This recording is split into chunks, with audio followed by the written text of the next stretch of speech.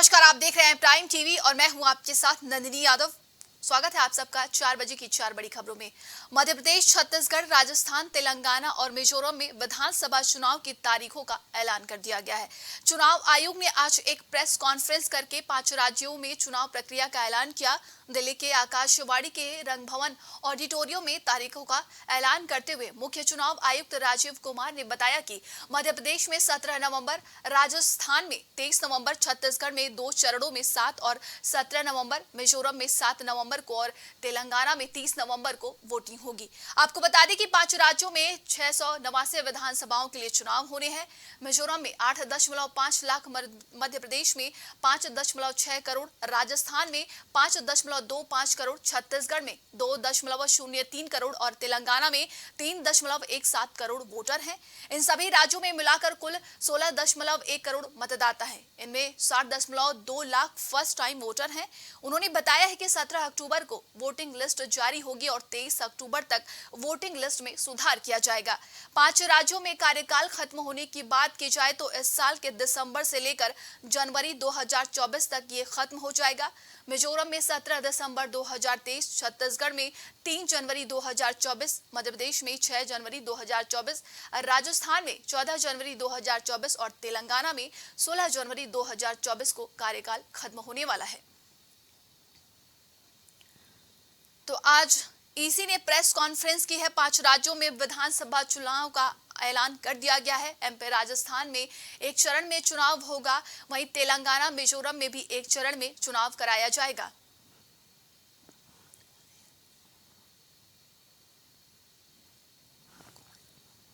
तो वहीं पर बता दें कि 3 दिसंबर को मतगणना की जाएगी, नतीजे आ जाएंगे तो एमपी राजस्थान में एक चरण में चुनाव होगा। ईसी ने आज प्रेस कॉन्फ्रेंस कर 5 राज्यों में चुनाव का ऐलान कर दिया गया है। आपको बता दें कि एमपी राजस्थान में एक चरण में चुनाव कराया जाएगा और तेलंगाना, मिजोरम में भी एक चरण में भी चुनाव होगा और छत्तीसगढ़ में 2 चरणों में चुनाव होंगे। बताया जा रहा है कि कई लाख वोटर्स इस बार नए वोटर हैं जो जुड़े हैं और बताया जा रहा है कि 3 दिसंबर को नतीजे घोषित कर दिए जाएंगे।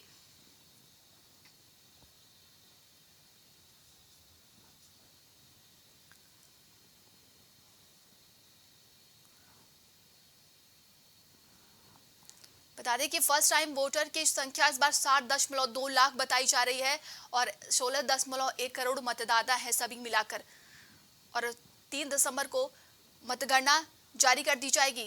ज्यादा जानकारी के साथ ब्यूरो चीफ गौरव श्रीवास्तव जुड़ चुके हैं। गौरव, 5 राज्यों में चुनाव का ऐलान कर दिया गया है। महत्वपूर्ण चुनाव है और 5 राज्यों में चुनाव होने वाले हैं और अगर बात करें शुरुआत देखी जाएगी तो 7 नवंबर शुरू हो जाएंगे।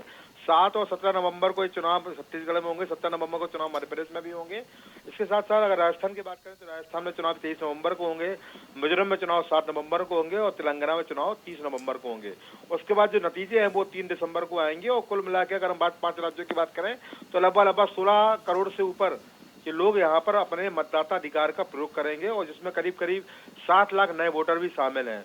और निश्चित रूप से यहाँ पर महत्वपूर्ण चुनाव भी है नंदिनी, क्योंकि यहाँ पर जिस तरह हम देख रहे हैं कि 24 चुनाव भी आने वाला है, तो इसके पहले जो ये 5 राज्यों के चुनाव हो रहे हैं, INDI गठबंधन की भी अग्नि परीक्षा है, साथ ही साथ बीजेपी की भी अग्नि परीक्षा है। क्योंकि यहाँ पर जो अगर हम बात करें तो महत्वपूर्ण राज्य हैं, छत्तीसगढ़ की बात करें, मध्य प्रदेश की बात करें, राजस्थान की बात करें तो छत्तीसगढ़ में और राजस्थान में कांग्रेस की सरकार है और मध्य प्रदेश में बीजेपी की सरकार है। तो कहीं ना कहीं ये महत्वपूर्ण है। इस तरह पे अगर जहाँ पर बीजेपी चुनाव जीतती है तो बीजेपी के लिए यहाँ पर प्लस पॉइंट होगा और अगर यहाँ पर कांग्रेस पार्टी राजस्थान में, छत्तीसगढ़ में दोबारा सरकार बनाती है तो निश्चित रूप से कांग्रेस पार्टी को यहाँ लाभ मिलने वाला है। तो चुनाव बड़ा महत्वपूर्ण है और इस प्रकार सेमीफाइनल माने सकते हैं 24 चुनाव से पहले का। गौरव, देखिए जैसे जैसे चुनाव नजदीक आएंगे सियासी पारा बढ़ता ही जाएगा। क्या लगता है इस बार कौन सा मुद्दा उठने वाला है? क्योंकि अभी तो भ्रष्टाचार और जातिगत जनगणना चल रही है। एनडीए की तरफ से भ्रष्टाचार तो वहीं INDI की तरफ से जातिगत जनगणना है। देखिए, जातिगत जनगणना का मामले लगातार चल रहे हैं। बिहार में नीतीश सरकार ने इसके आंकड़े सार्वजनिक कर दिए हैं। अब यहाँ पर हमें देखने वाली बात है कि छत्तीसगढ़ में भूपेश बघेल को भी लेकर प्रियंका गांधी वाड्रा बोल चुकी हैं कि अगर वहाँ पर दोबारा भूपेश बघेल मुख्यमंत्री बनते हैं तो उनको भी हम यहाँ पर जातिगत जनगणना कराएंगे। और राजस्थान में अशोक गहलोत स्वयं ऐलान कर चुके हैं जातिगत जनगणना का। मुद्दा लगातार गर्माता जा रहा है, पर सबसे महत्वपूर्ण बात यहाँ पर यह है कि जो 3 राज्य हैं वो राज्य नंदिनी उत्तर भारत के हैं। एक राज्य जो है वो पूर्वी भारत का है जिसमें मिजोरम नाम आता है और जो एक राज्य है वो दक्षिण भारत का है, वो राज्य तेलंगाना है। तो अलावा अब जो तीन भाग है हमारे देश के, उन्हें यहाँ पर 5 राज्य विधानसभा चुनाव है। अब ये चुनाव कितना महत्वपूर्ण इसलिए भी है क्योंकि ये 24 से पहले के विधानसभा चुनाव है, एक प्रकार सेमीफाइनल मान सकते हैं, इसके बाद कोई अन्य चुनाव नहीं है। इसके अलावा 24 से चुनाव की तैयारियों को यहाँ हम आ सकते हैं, किस तरह की तैयारियां हैं, और जो जातिगत जनगणना के मुद्दा है उसको लेकर लगातार सरगर्मी बनी हुई है, उसका प्रभाव यहाँ देखने को मिलेगा। और निश्चित रूप से ये चुनाव इसलिए भी महत्वपूर्ण है क्योंकि यहाँ पर INDA गठबंधन की जो है अग्नि परीक्षा है, और खासतौर बीजेपी भी अग्नि परीक्षा यहाँ पर सामने है, क्योंकि अगर यहाँ पर चुनाव हारते हैं तो निश्चित रूप से बीजेपी को जो हैट्रिक करने की बात कह रही है उसको यहाँ पर धक्का पहुंच सकता है। अगर बात की जाए राजस्थान और छत्तीसगढ़ में कांग्रेस की सरकार है, मध्य प्रदेश में बीजेपी की सरकार है, और तीनों चुनाव में देखिए पूरी पार्टियां जो हैं आमने सामने, दोनों का टक्कर होने वाला है। कहीं ना कहीं देखा जाए तो क्या लगता है इस बार गेम चेंजर कौन सा मुद्दा बन सकता है या कौन सी पार्टी बन सकती है? देखिए, मुद्दा यहाँ पर गेम चेंज तमाम मुद्दे हैं, शिक्षा का मुद्दा है, स्वास्थ्य का मुद्दा है, जो तमाम मुद्दे हैं उस समय चरम पर है। और आज के समय में अगर देखा जाए तो मुद्दा चाहे केंद्र की सत्ता है, केंद्र का चुनाव हो और चाहे चुनाव आपका राज्यों का हो, कुछ मुद्दे ऐसे हैं जो लगातार बने हुए हैं, चाहे वो बेरोजगारी का मुद्दा हो, चाहे स्वास्थ्य सेवाओं का मुद्दा हो, चाहे बेहतर शिक्षा का मुद्दा हो, और चाहे गरीबी का मुद्दा हो। तमाम ऐसे मुद्दे हैं जो लगातार केंद्र से लेकर और राज्यों की स्थिति से लगातार मुद्दे बने हुए हैं। और यहाँ पर मुद्दों का समाधान कौन कितना करता है, किसकी राज्य में कितनी सरकार है, कितना काम किया है। इसके अलावा अगर हम बात करें तो पेंशन वाला जो मुद्दा है ये भी महत्वपूर्ण मुद्दा है। जैसे छत्तीसगढ़ में, राजस्थान में पेंशन बहाली हुई है, मध्य प्रदेश में हालांकि नहीं हुई है, तो कहीं निश्चित रूप से यहाँ पर नंदनी पेंशन वाला मुद्दा है, पुरानी पेंशन यहाँ लाई गई है, ओल्ड पेंशन स्कीम यहाँ पर लाई गई है, तो कहीं ना कहीं ये मुद्दा भी महत्वपूर्ण मुद्दा हो सकता है। और इसके अलावा अगर बात करें तो पुराने मुद्दे मैंने आपको गिनाए हैं, इन मुद्दों पर भी चुनाव होगा। हालांकि जनता जनार्दन यहाँ फैसला करेगी किसको वोट देना है नहीं देना है, क्योंकि अगर राजस्थान की बात करें तो राजस्थान में सत्ता परिवर्तन होता रहता है, हर 5 साल वहाँ सत्ता बदल जाती है, और वहाँ पर अगर कांग्रेस है तो यहाँ पर बात बीजेपी की जरूर हो रही होगी, पर यहाँ पर कोई किसी भी बार वहाँ पर ऐसा नहीं हुआ है कि वहाँ पर कोई सत्ता रिपीट की हो। अब देखने वाली बात होगी राजस्थान की जनता वहाँ पर क्या फैसला सुनाती है, और मध्य प्रदेश और राजस्थान पे भी, उत्तर छत्तीसगढ़ पे भी नजर यहाँ पर रहेगी, साथ ही साथ यहाँ पर तेलंगाना पे भी नजर रहेगी, और मिजोरम को भी हम कमतर नहीं कर सकते क्योंकि वहाँ पर भी महत्वपूर्ण रूप से यहाँ पर बीजेपी अपनी मेहनत करती नजर आ रही है। जी, मध्य प्रदेश में देखा जाए तो इस बार क्षेत्रीय पार्टियां ज्यादा रुचि दिखा रही हैं, चाहे वो अखिलेश यादव की समाजवादी पार्टी हो, तमाम ऐसी क्षेत्रीय पार्टियां हैं जो इस बार मध्य प्रदेश में भी रुचि दिखा रही हैं। तो क्या लगता है इन लोगों का क्या आंकड़ा बनने वाला है वहाँ पर? ठीक है, रुचि दिखाना अलग बात है, पर यहाँ पर सफल होना अलग बात है। हालांकि सभी पार्टियों का प्रयास रहता है कि वो अन्य राज्य में भी संगठन विस्तार करे, संगठन को मजबूत करे, वहाँ पर भी उनके राज्य में उनके विधायक हो, उनके सांसद हो, तो प्रयास सबका रहता है। आने वाले समय में कौन किसको यहाँ कितना लाभ मिलता है, चाहे माओवादी पार्टी की बात करें, चाहे समाजवादी पार्टी की बात करें, आने वाला समय बताएगा। पर एक बात तो स्पष्ट है कि आगामी चुनाव को देखते कोई भी कोर कसर यहाँ पे पार्टी नहीं छोड़ रही है, और छोड़नी भी नहीं चाहिए, क्योंकि यहाँ पर ये जो चुनाव है वो निश्चित रूप से 24 के चुनाव को पहले के सेमीफाइनल है। तमाम जानकारी के लिए बहुत बहुत धन्यवाद आपका।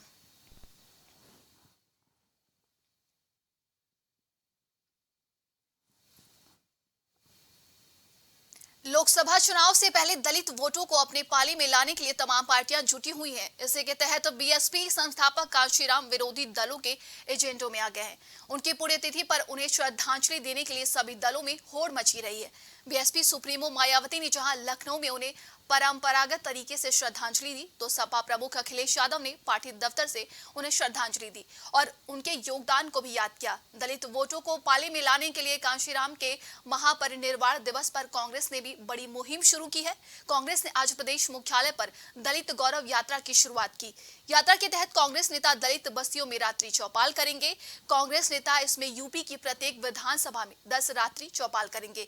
इस दौरान प्रत्येक विधानसभा में कांग्रेस नेता दलित गणमान्य व्यक्तियों से संपर्क करेंगे और उन्हें कांग्रेस की नीतियों और अपने अन्य प्रदेशों में दलितों के लिए चल रही योजनाओं के बारे में जानकारी देंगे।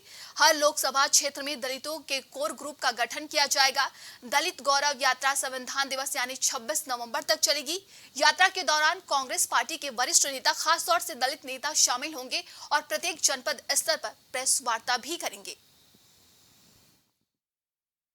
आज क्योंकि मान्यवर काशीराम जी को भी हम याद करते हैं कि जिनका योगदान दबे कुचले शोषित वंचित लोगों को जगाने में लगा रहा, बाबा साहब भीमराव अंबेडकर, उनके सिद्धांत और खासकर बहुजन समाज को जागरूक करने का काम और राजनीति में उनको स्थान देने का काम अगर किसी ने किया है तो मान्यवर काशीराम जी ने किया। मैं आज उनको याद करता हूं और ये जगह तो वो है जिसने कभी मान्यवर काशीराम जी को बगल की लोकसभा से लोकसभा में भेजने का काम किया था।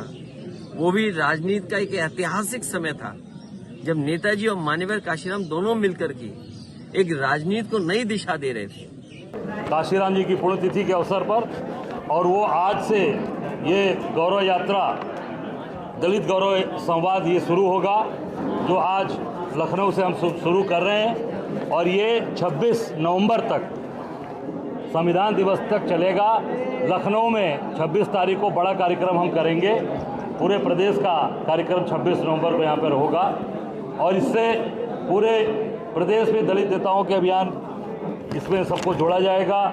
प्रत्येक मुख्यालयों पर प्रेस कॉन्फ्रेंस, प्रत्येक विधानसभा में 250 प्रभावशाली दलित गणमान्य जनों से संपर्क, प्रत्येक विधानसभा में 500 दलित अधिकार पत्र भरवाए जाएंगे। प्रत्येक विधानसभा की दलित बस्तियों में 10 बजे रात्रि चौपाल लगेगा रात्रि को। ज्यादा जानकारी के साथ संवाददाता विवेक जुड़ चुके हैं। विवेक, देखिए सियासत में जैसे जैसे चुनाव नजदीक आ रहा है, दलित सबके चहेते वोटर बनते जा रहे हैं और दलितों की खातिरदारी के लिए अलग अलग कार्यक्रम चलाए जाएंगे। अब जी बिल्कुल, अगर बात की जाए तो जिस तरीके से लोकसभा चुनाव से ठीक पहले अगर देखा जाए तो सभी जो सियासी दल है वो दलितों को साधने की राजनीति करते हुए नजर आ रहे हैं। इस बार आम चुनाव में अगर बात की जाए तो दो समुदाय ऐसे हैं, दो जाति वर्ग ऐसे हैं जहां पे बात की जाए तो वोटों की जो है वो लॉबिंग की जा रही है। एक तो महिला वोटर्स के लिए और दूसरा जो है वो दलित समाज के वोट के लिए। अगर बात की जाए जिस तरीके से नारी शक्ति वंदन अधिनियम के तहत भारतीय जनता पार्टी तमाम अपने नारी संगठन को, महिला संगठन, महिला मोर्चा को अलग अलग क्षेत्रों में भेज रही है, महिलाओं से जनसंवाद स्थापित कर रही है और इस आरक्षण और पिछले लगभग 10 साल के कार्यकाल का ब्यौरा जो है वो इन महिलाओं के साथ साझा कर रही हैं। बात की जाए तो दूसरी तरफ कांग्रेस, समाजवादी पार्टी, बसपा और भारतीय जनता पार्टी तीनों ही दलितों के वोट सभी दलितों के वोट साधने के लिए अलग अलग तरह के कार्यक्रम जो है वो अब लाए हैं। अगर बात की जाए तो भारतीय जनता पार्टी भीम सम्मेलन करा रही है, तो वहीं अगर कांग्रेस ने आज दलित गौरव संवाद नाम के कार्यक्रम का शुभारंभ किया, जो करीबन दलित क्षेत्रों में जाके रात्रि चौपाल लगाएंगे, जनसंपर्क करेंगे, दलितों की जो समस्या होगी पूरे उत्तर प्रदेश में उनकी समस्याओं को उठाएंगे और उनकी समस्याओं के निस्तारण में एक माध्यम का काम करेंगे। इसके अलावा अगर बात की जाए तो बसपा जो बहुजन समाज पार्टी का जो पार्टी जिसकी कोर वोट जो है वो दलित समाज है, वो भी अपने समाज को आगे बढ़ने के लिए काशीराम और मायावती की विचारधारा से जोड़ने के लिए यूथ को जो है तमाम प्रकार की रणनीतियां जो है वो ये सभी पार्टियां आप देख सकते हैं कि दलितों को साधने के लगा रही हैं। अगर देखा जाए तो इस तरीके से दलित वोट बैंक जो खाटी वोटर्स है, जो जाटा वोट है, वो पिछले चुनाव तक बसपा के साथ था, लेकिन अगर बात की जाए गैर जाटा वोटों की तो गैर जाटा वोट जो है अलग अलग राजनीतिक पार्टियों में बटा हुआ था, भी सबसे ज्यादा हिस्सा भारतीय जनता पार्टी का था। तो इस बार जाटा वोटर्स में भी भारतीय जनता पार्टी और तमाम राजनीतिक दल जो है वो सेंध मारने की तैयारी में है, या फिर सीधे शब्दों में यूं कहे कि बसपा का जो खाटी वोटर्स है उसको छीनने की तैयारी में कांग्रेस और भारतीय जनता पार्टी सही समाजवादी पार्टी लगी हुई है। जी बिल्कुल, देखा जाए तो जिस तरीके से दलित को कोर वोटर माना जाता था बीएसपी का, लेकिन अगर बीएसपी की परफॉर्मेंस देखें पिछले चुनाव में तो कहीं ना कहीं लग रहा है कि दलित जो है खासा नाराज चल रहे हैं बीएसपी से, और वो भी ये समझ नहीं पा रहे हैं कि किसकी तरफ जाना है। कहीं ना कहीं दलित जो है छिटकते हुए जा रहे हैं। देखिए अगर बात की जाए तो मैंने पहले ही बताया कि जो जाटा वोट्स है वो भी अभी बसपा से जुड़े हुए हैं, लेकिन गैर जाटा वोट्स में अधिकांश हिस्सा भारतीय जनता पार्टी का है।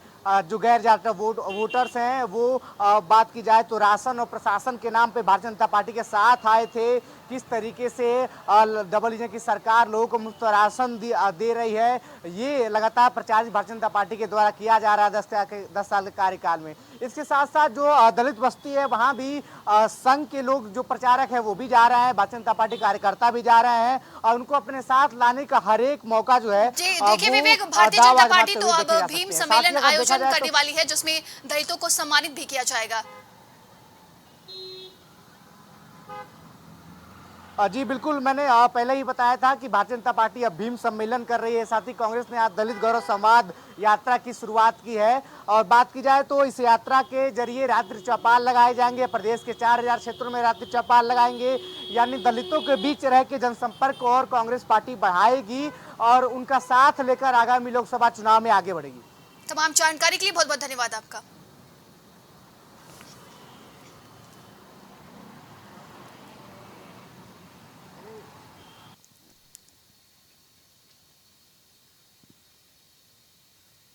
अलीगढ़ के एएमयू में आज फिलिस्तीन के समर्थन में सैकड़ों छात्रों ने प्रदर्शन किया।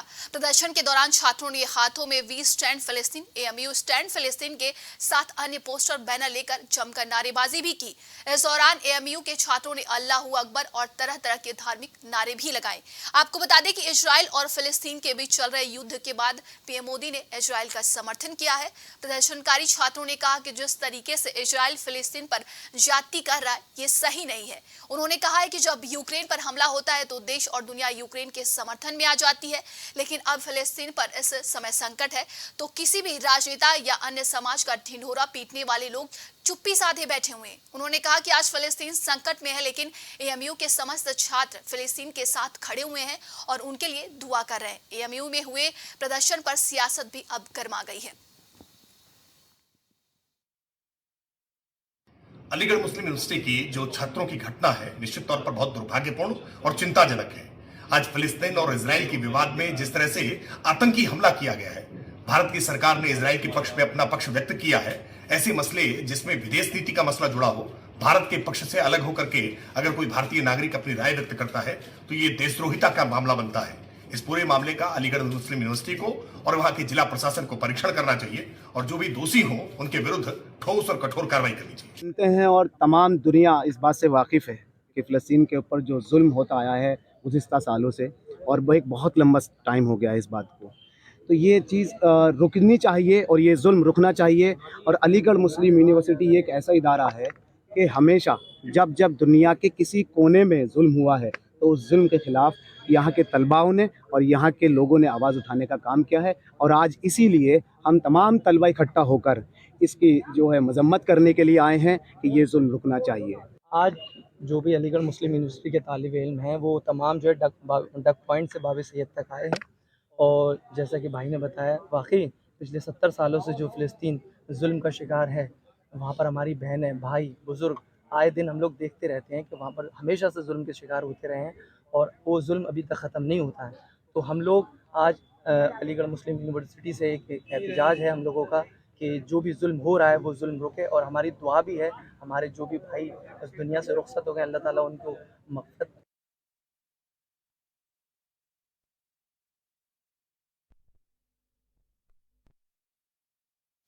ज्यादा जानकारी के साथ संवाददाता नितेश जुड़ चुके हैं। नितेश, देखिए जिस तरीके से इजराइल और फिलिस्तीन में युद्ध चल रहा है, कहीं ना कहीं अन्य देश जो है वो भी दो भागों में बटे हुए नजर आ रहे हैं। अब भारत में भी दो भागों में लोग बटे हुए नजर आ रहे हैं, एक जो इजराइल का समर्थन कर रहे हैं और दूसरे जो फिलिस्तीन का समर्थन कर रहे हैं। इसी बीच एएमयू ने भी फिलिस्तीन का समर्थन दिया है।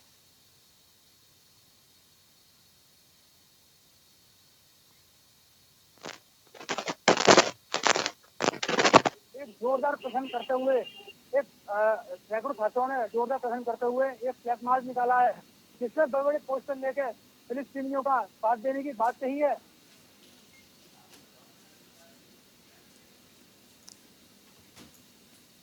जी नितेश, देखिए एएमयू में जिस तरीके से छात्रों ने प्रदर्शन किया है, क्या कुछ अभी स्थिति वहां पर बनी हुई है? और स्थिति की बात करेंगे तो कल रात को एक बहुत बड़ा फ्लैग मार्च निकाला गया। सैकड़ों छात्र तादाद में जुड़े हुए थे। बड़े बड़े पोस्टरों के साथ उन्होंने फिलिस्तीनियों को साथ देने की बात कही। जहाँ तक कि उन्होंने आरोप लगाते हुए मोदी जी के लिए भी बोला है कि उन्होंने लगातार यूक्रेन को साथ दिया है तो क्या फिलिस्तीनियों का साथ नहीं देना चाहिए, इस तरीके की बात भी कही गई है। और मैं आपको बता दूं, इस पर प्रशासन द्वारा एक बड़ा फैसला लेते हुए 4 लोगों पर मुकदमा दर्ज भी हो गया है। जी देखिए नितेश, जिस तरीके से एएमयू ने अपना प्रदर्शन किया है, इसके बाद से सियासत भी तेज हो गई है। वहीं पर कहा जा रहा है कि ये विश्वविद्यालय नहीं है, एक आतंकवादी का अड्डा बन चुका है। मैं आपको बता दूं, अलीगढ़ के सांसद सतीश गौतम द्वारा भी एक बयान दिया गया है। उसमें बताया गया है कि इन पर एक मुकदमा दर्ज होना चाहिए और एक बड़ी कार्रवाई होनी चाहिए। इस तरीके की जो छात्रों द्वारा हरकतें की जा रही है ये गलत है। इस तरीके की बात सांसद द्वारा कही जा रही है। इस पूरे मामले को लेकर विश्वविद्यालय की तरफ से क्या कुछ भी अभी तक बयान सामने आया है क्या? विश्वविद्यालय की तरफ से अभी तक कोई बयान सामने नहीं आया, लेकिन 4 लोगों पर मुकदमा दर्ज कर दिया गया प्रशासन द्वारा। जी, तो पुलिस ने किन किन लोगों को गिरफ्तार किया है अभी? प्रशासन द्वारा 4 लोगों को गिरफ्तार किया गया है अभी और उन पर मुकदमा दायर कर दिया गया है। तमाम जानकारी के लिए बहुत बहुत धन्यवाद आपका। तो देखिए यहाँ पर एएमयू के छात्रों ने नारेबाजी की है, फिलिस्तीन का उन्होंने समर्थन किया है, जिसके बाद पुलिस ने 4 लोगों को गिरफ्तार कर लिया है। मुजफ्फरपुर में पुलिस का अमानवीय चेहरा सामने आया है। आपको बता दें कि हाजीपुर मुजफ्फरपुर हाईवे पर दुर्घटना में मृतक का शव पुलिस ने उठाकर नहर में फेंक दिया। पुलिस का ये करतूत मोबाइल कैमरे में कैद हो गई, जिसके बाद जमकर वायरल भी हो रहा है।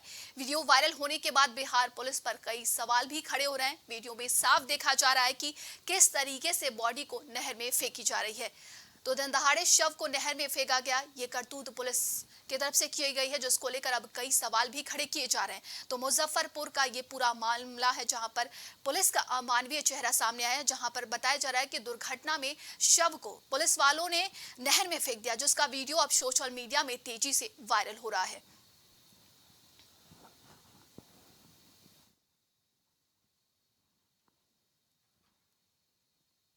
मुजफ्फरपुर, बिहार के मुजफ्फरपुर का ये पूरा मामला बताया जा रहा है, जहां पर पुलिस का अमानवीय चेहरा सामने आया। बताया जा रहा है कि दुर्घटना में शव को उन्होंने उठाकर नहर में फेंक दिया। ये पूरा जो है वारदात कैमरे में कैद हो गई, जिसके बाद अब सोशल मीडिया में ये वीडियो तेजी से वायरल हो रहा है। तस्वीरों में भी आप देख सकते हैं। इसके बाद बिहार पुलिस पर कई सवाल खड़े किए जा रहे हैं। ज्यादा जानकारी के साथ संवाददाता मंजीत जुड़ चुके हैं। मंजीत, देखिए, बिहार पुलिस पर अब कई सवाल खड़े किए जा रहे हैं, जिस तरीके से पुलिस का अमानवीय चेहरा सामने आया है।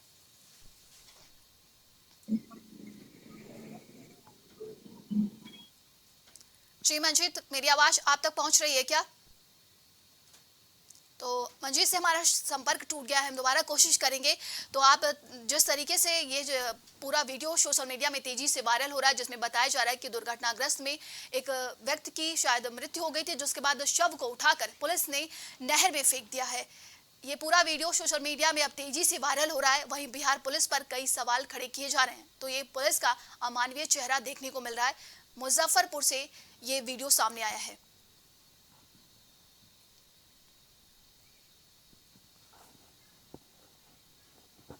तो बिहार के मुजफ्फरपुर में दिन दहाड़े शव को फेंका गया, ये करतूत पुलिस ने की है, जिसका वीडियो अब सोशल मीडिया में तेजी से वायरल हो रहा है। बिहार पुलिस का अमानवीय चेहरा देखने को मिला है, जहां पर बताया जा रहा है कि शव को उन्होंने दिन दहाड़े नहर में फेंक दिया, जिसके बाद ये पूरी वारदात कैमरे में कैद हो जाती है। उसके बाद सोशल मीडिया में ये वीडियो तेजी से वायरल हो रहा है। अब बिहार पुलिस पर कई सवाल खड़े किए जा रहे हैं। लगातार जिस तरीके से ये घटना सामने आई है, कहीं ना कहीं इसको लेकर सोशल मीडिया में प्रतिक्रियाएं सबके सामने आने लगी। इसके बाद लगातार बिहार पुलिस पर भी सवाल किए जा रहे हैं।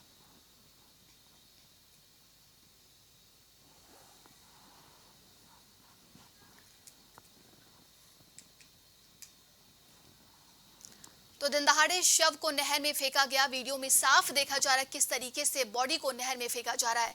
ये वीडियो सोशल मीडिया में तेजी से वायरल होने के बाद बिहार पुलिस पर कई तरह के सवाल खड़े किए जा रहे हैं।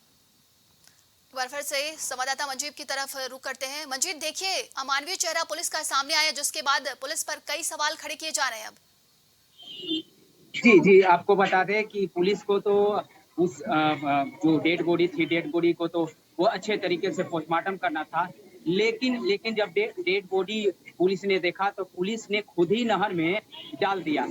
ऐसा कहा जाता है कि पुलिस एक जीवन रक्षक होता है, जीवन देते हैं, लेकिन पुलिस ने ही उस डेड बॉडी को नहर में फेंक दिया। और उस फेंकते हुए एक सोशल मीडिया पर वीडियो वायरल हो गई, क्योंकि ये NH 22 की बताई जा रही है और ये मुजफ्फरपुर की है। मुजफ्फरपुर NH 22 पे जब गाड़ियां जा रही थी तो उस वक्त बताया जा रहा है कि वहां का जो DSP है उन्होंने ये बयान दिया है कि एक ट्रक से मृत्यु हो गई थी, कुचल गया था युवक, जिसको जो है कि कुछ वहां पे डेड बॉडी कुछ पार्ट पड़े हुए थे। उनका ये कहना है DSP का, उसको जो है कि पुलिस ने नहर में फेंक दी है।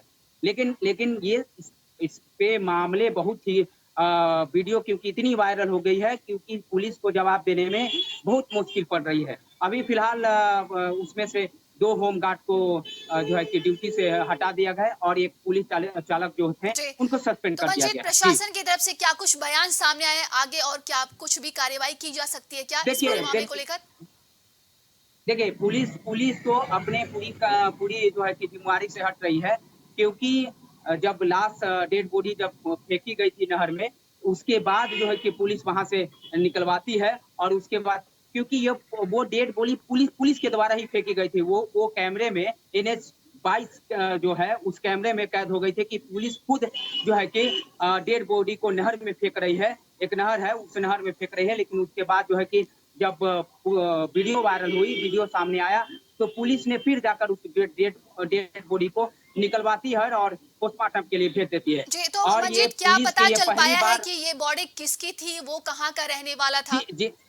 जी, अभी शिनाख्त अभी उसका शिनाख्त नहीं किया गया। पुलिस पोस्टमार्टम में नहीं अभी बताया गया है कि डेड बॉडी कहाँ की है, कैसे। लेकिन पुलिस जो है कि अपने पल्ला छुड़ाने के लिए ये जरूर कर रही है कि ट्रक से उसकी मृत्यु हो गई है। लेकिन अभी आपको बता दें कि पुलिस पे बहुत ही सवाल सामने खड़ी हो रही है कि क्या पुलिस ने ही कहीं धक्का नहीं मारा है, पुलिस के गाड़ी से ही कहीं मृत्यु नहीं हुई। तो इन सभी बातों जो है कि लोग जो है कि बात कर रहे हैं।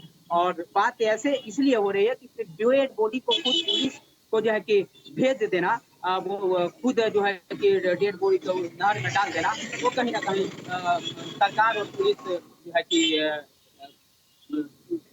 सवाल के घेरे में है। जी देखिए, लगातार जिस तरीके से सोशल मीडिया में ये वीडियो तेजी से वायरल हो रहा है, कहीं ना कहीं जाहिर सी बात है पुलिस पर सवाल उठाए जा रहे हैं। प्रशासन की तरफ से क्या कुछ कहा गया कि ये पूरे मामले के जो सही पूरा तथ्य है वो कब तक सामने आ जाएगा?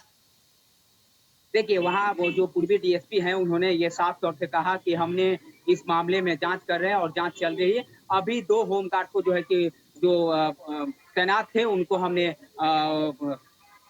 ड्यूटी से हटा दिया है और एक जो चालक थे उनको हमने सस्पेंड कर दिया। और इस मामले में जो भी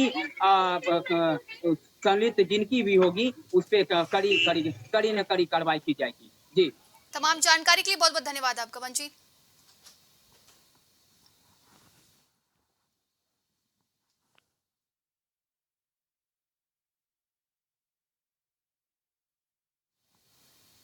आज के लिए 4 बजे की 4 बड़ी खबरों में बस इतना ही। देश और दुनिया की तमाम खबरों के लिए आप देखते रहिए प्राइम टीवी। कुछ भाव पुष्प। आप देख रहे हैं प्राइम टीवी, सच साहस